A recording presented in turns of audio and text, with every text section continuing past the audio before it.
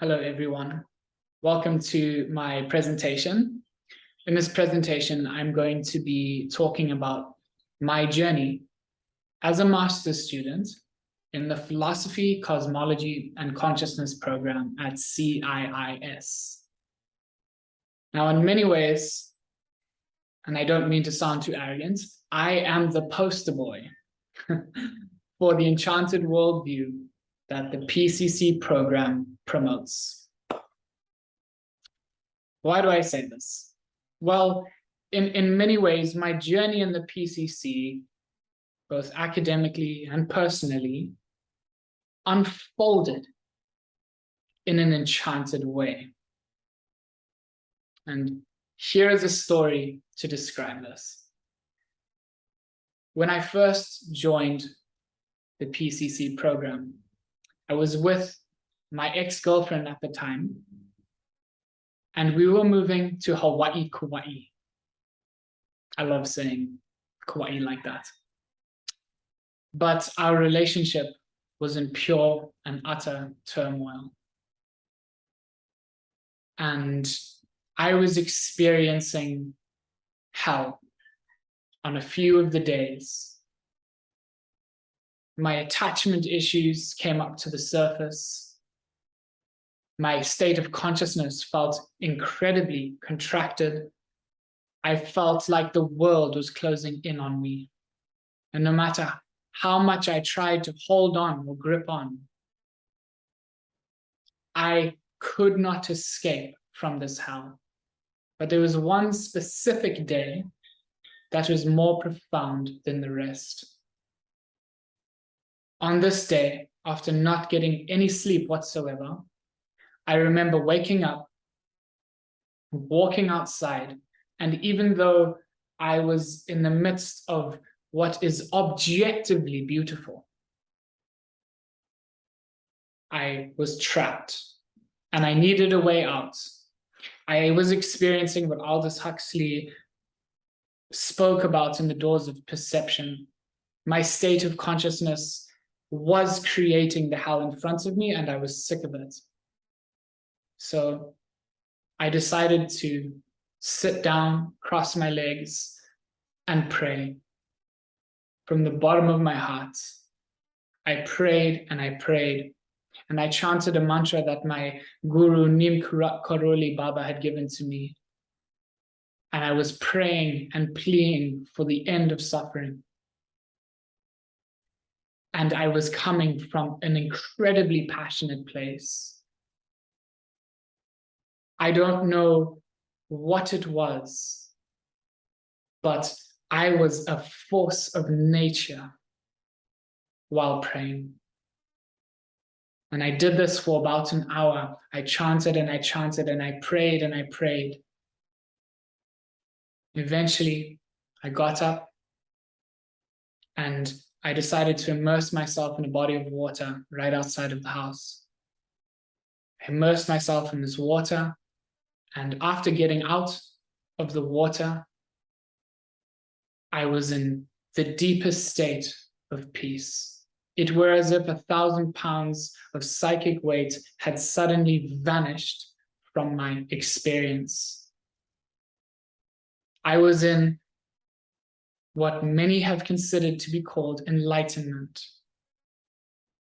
But it is worth noting that this was not an achievement of mine. I did not reach enlightenment because of an achievement or because I did something right. Enlightenment came about because the me had failed. The idea of Preston had crumbled to the ground.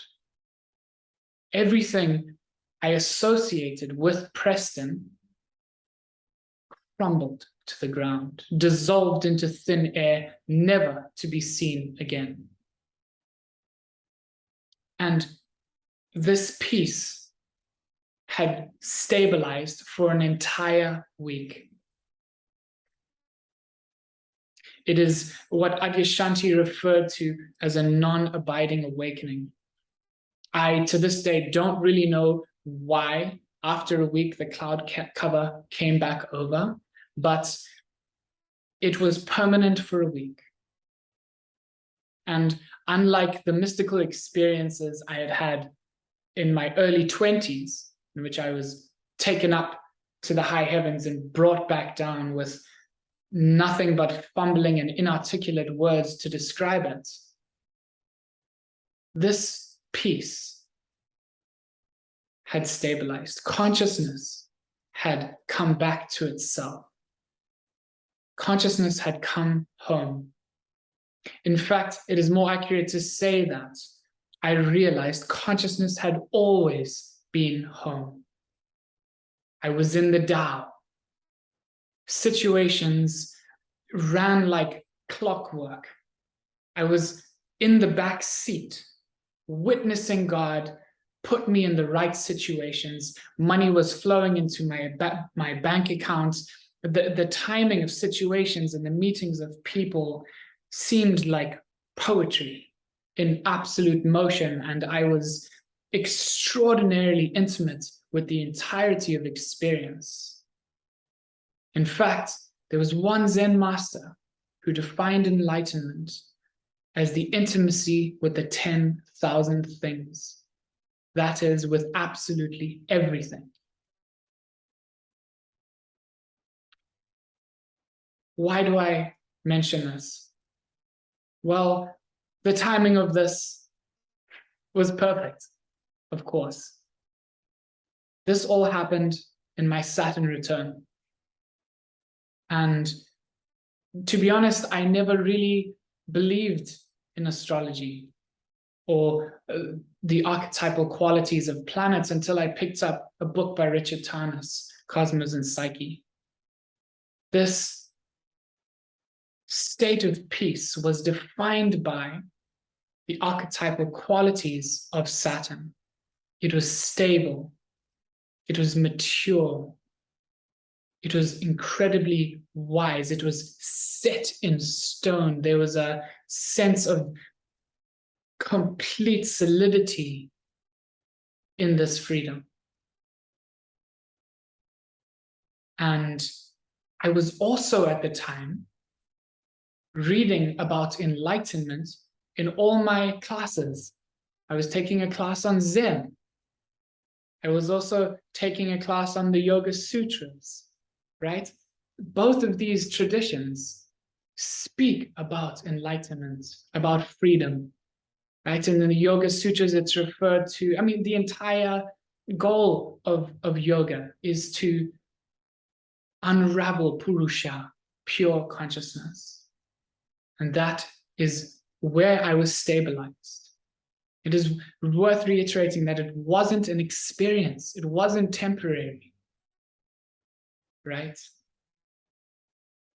Now, this defined my entire journey in the PCC. This happened in my first semester, and throughout the entirety of the program, all I wrote about in all my papers, and I'm so sorry, teachers, was how consciousness and spiritual enlightenment are connected. How the very nature of consciousness and spiritual enlightenment are connected.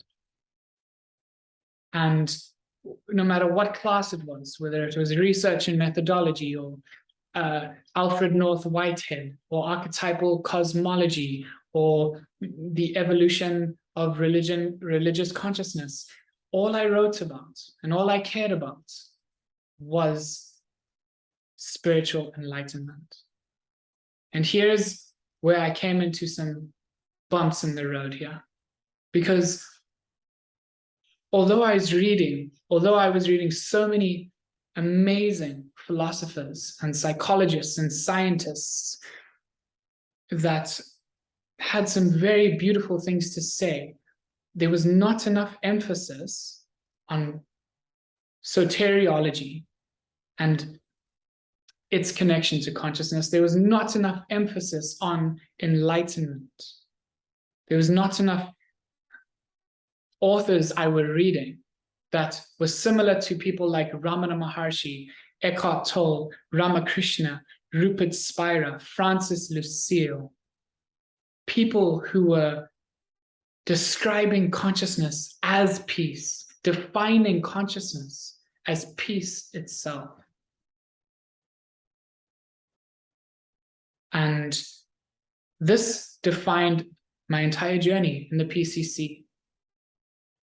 And this is, but here's where we get some bumps in the road yet again, because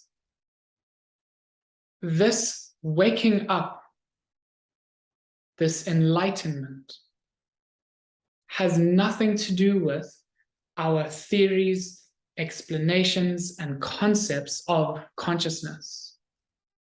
Many of the philosophers of mind are trying their best to put consciousness into a box. We have become addicted to our explanations of consciousness. We have become addicted to trying to prove a theory about what consciousness might be. And all of this is taking us away from the waking up of consciousness itself.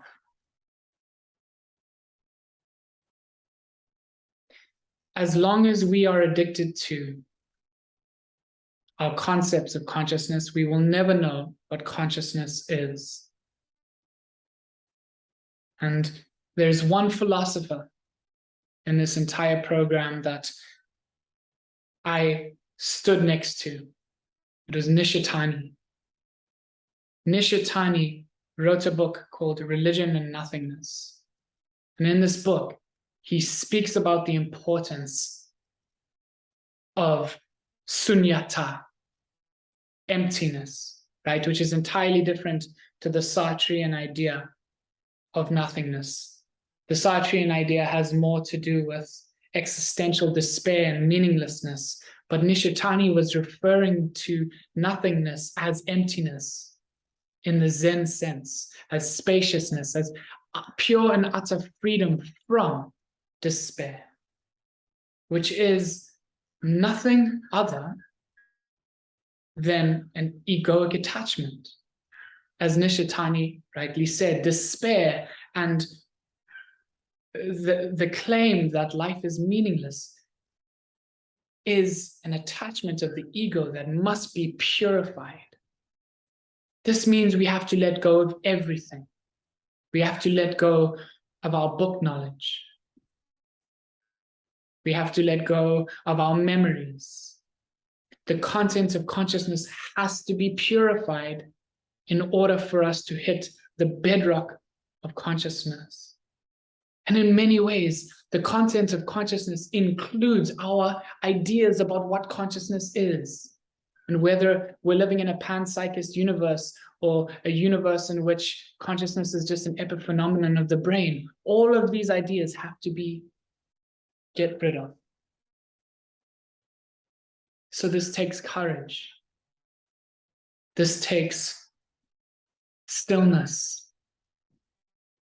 This takes an emphasis on being quiet, as Papa G once said.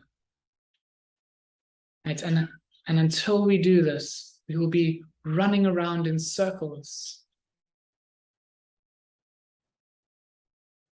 I have concentrated on consciousness because it is my firm belief that it is the be-all and end-all, the alpha and omega, God itself.